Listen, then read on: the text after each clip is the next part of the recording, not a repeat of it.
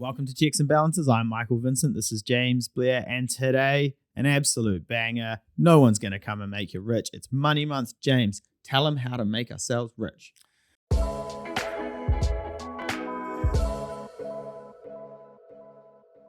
big thing here is nobody's coming to save you. Nobody is coming knocking on the door. And I think the misconception here, Mike, is when we are kids, there's always somebody coming to make sure you're doing the right thing. Are you home at the right time? Are you going to bed at the right time? Have you done your homework? There's accountability about what you've done at school. But when you're an adult and it's all on you, there's nobody coming and checking those things. Yeah, and it's a really interesting one, right? Because especially we've got an election coming up in the next couple of months. So there's a lot of political chat around the place, and there's a lot of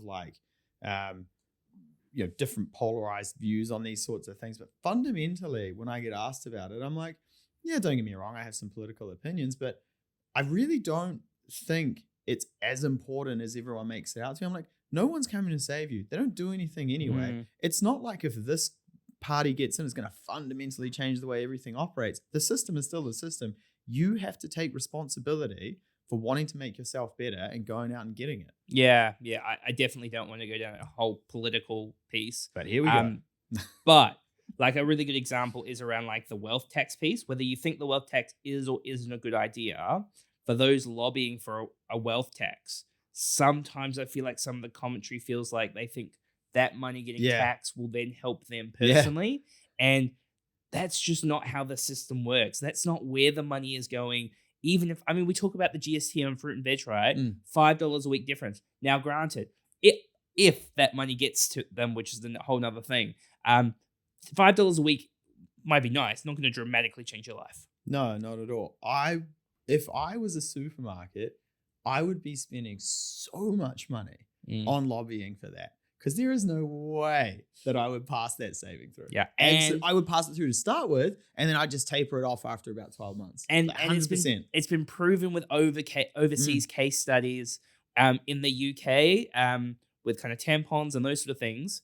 They removed GST and it hasn't been passed on. There's heaps of examples along those lines. Yeah. But coming back away from the political route, which I think we were pretty well behaved in, is there is nobody who is going to change your life or coming to save you. And the whole concept of it is the way you think about your future, the way you think about your life now, the way you think about your future your life in the future.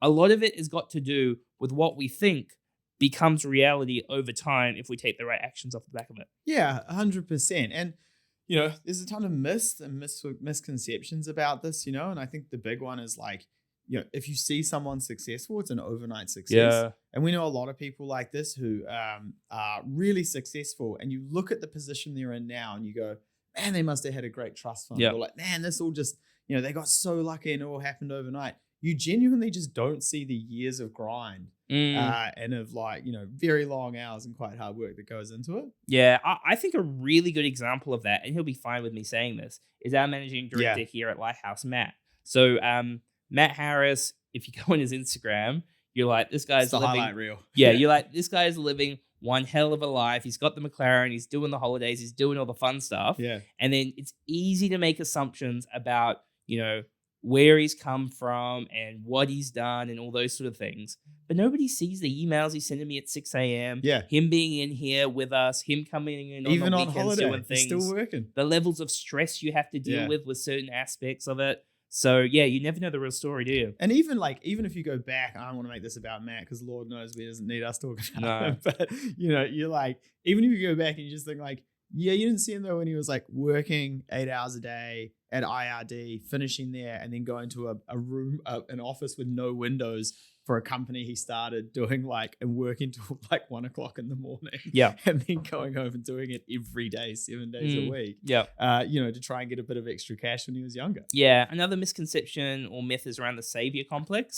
So the idea that someone else, a mentor, an investor, the government, will be the sole reason for our financial success just ain't true. People are not, it's also the concept of if you give me something, then I Mm. will do the thing. Yeah. And it's like, nah, dog, you Yeah. got to earn it. You Yeah. got to take it. You got to pull it from my hands, or nothing's going to change. I'm going to be just fine whether you do or don't do the thing. Yeah, and I do want to say that it is important that you do have a mentor, and like especially if you're in your early in your career or even middle or late in your career, right? Or if you're starting a business or your own business by yourself, having a mentor or a peer or someone that you has gone through this and can offer you advice from an outsider's perspective is just absolute quality. Yeah, yeah. Another misconception is around like passive income is completely misunderstood.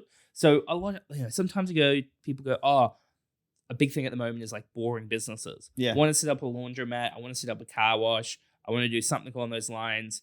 And I want it to be passive. I don't want to do any hours of work, and I want it just to pay me an income. It's like, that doesn't work. exist. Yeah, Like if you grind over a long enough period of time, put the right people in place, that can work. But just setting up something from day one, that's not how we get about those things at all. And very similar story around investment property. Even when the investment property is passive and you put a property manager in, nothing is purely passive. Yeah.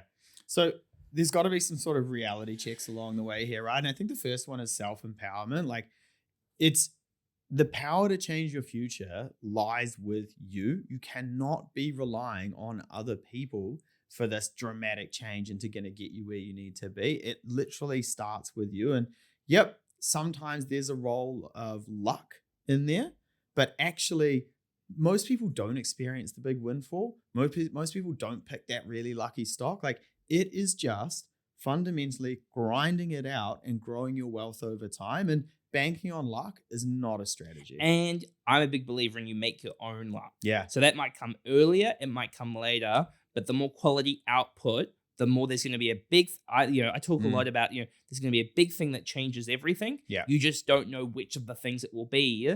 And if you don't keep putting out quality output in whatever you do, you will never go long enough to get whatever that big one might be that returns. Yeah. Along the same sort of line is the consistent effort piece. So compounding interest in finance, in the skills that you have, building multiple streams of income, whatever it might. It's all about consistency. I talk to a lot of people going, you can't be a 10 one day and a 2 the next day. Yeah. You need to consistently be an 8 out of 10 every single day, stack them on top of each other. And that's what builds greatness, not, showing that you have potential, but you don't live up to it. Yeah, absolutely. And I think probably the last piece around the reality check is around the education piece.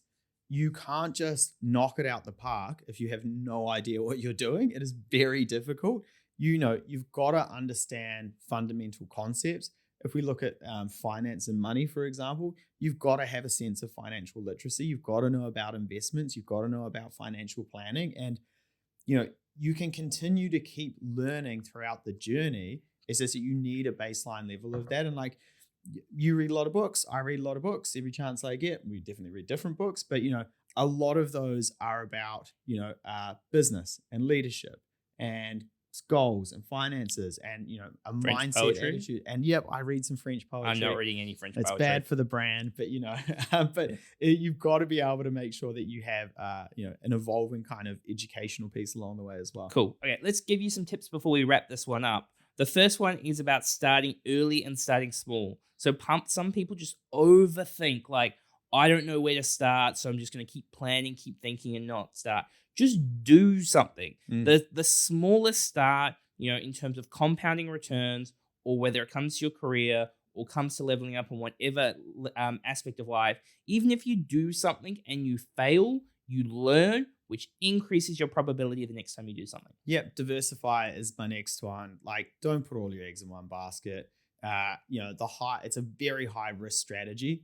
You've got to make sure there is some diversity in whatever you're doing in terms of your investments. Please, it's fundamental. But you can also, if you're going into a big thing, growing a business, whatever, it might be that you continue investing into that and then diversify a little bit later. Continuous learning. You do not know it all.